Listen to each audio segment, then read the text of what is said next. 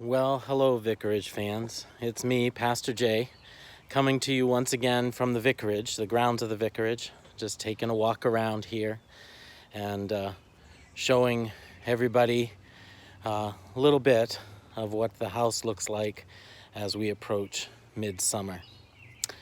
Heading out to the gardens now. The animals are fully enthralled with the garden.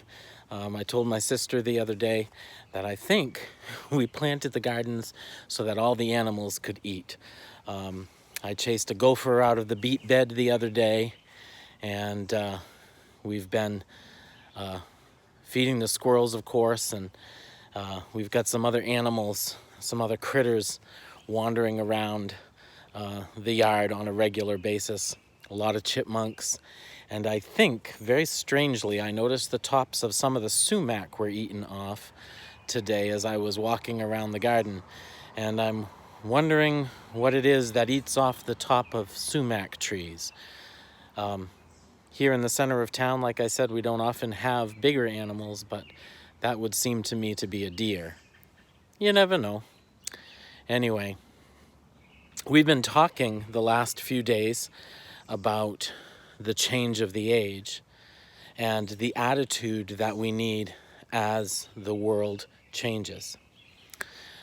I've said that this pandemic, I don't think, is the only problem we're going to have to try to figure out, and the only problem we're going to have to solve. I don't think the issues of racial unrest and racial tension in our country are the only issues that we're going to have to solve.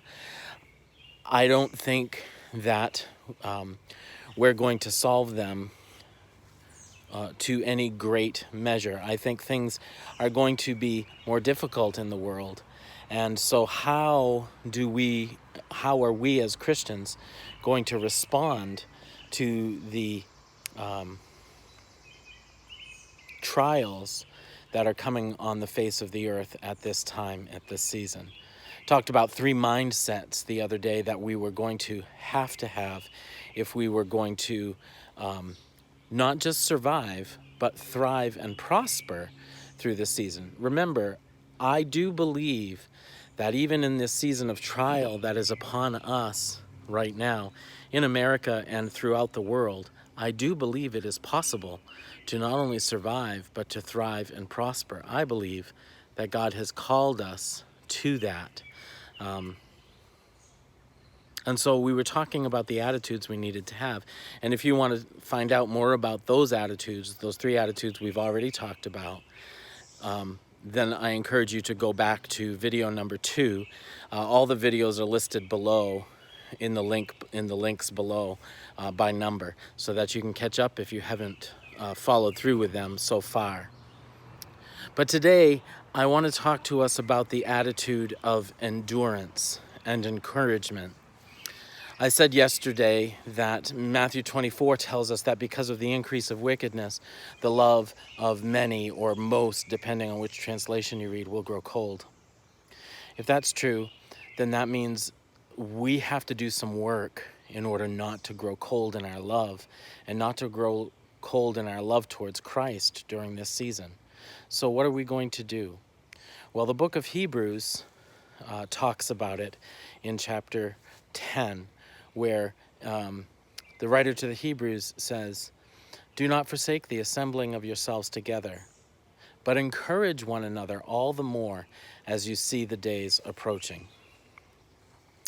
We are, now that verse has always been taught as a verse that tells you need to go to church. You can't skip church. But I want to put to you today that it's about a little bit more than that. It's not just about not skipping church. It's not just about going to church. The verse is really about assembling with the mindset to encourage.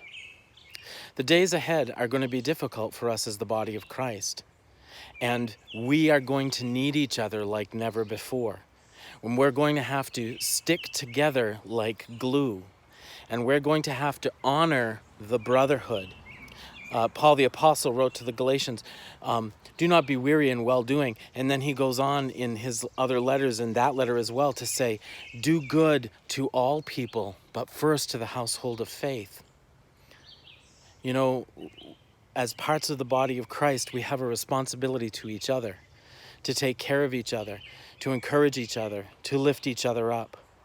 And that's going to become more and more important. You see, it's not enough to just go to church and get fed. It's not enough to just go to church and get blessed by the pastor or the worship band or anybody else. If you go to church and you don't bless somebody, you haven't assembled together. Your purpose in going to church is not to make yourself feel better. Your purpose in going to church is to share your gifts, to encourage other believers to keep going. I'm here to encourage you today to have an encouraging attitude. One of the things the church in the days ahead is going to have to do, and this is not about them people or that organization. This is about you. It's about me as individuals. As individuals inside the church, we have to become encouragers, and we have to begin to use the gifts that God has given us to minister to other people in the church and the world. That's not a negotiable any longer. We can't be people who go to church for selfish reasons.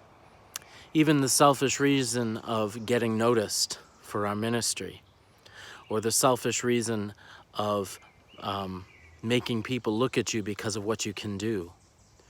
The only reason we go to church is to encourage and to be encouraged.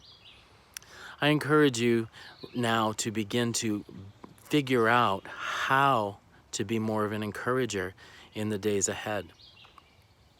How to bless people in ways that are going to make a difference in their lives and help them to hold on.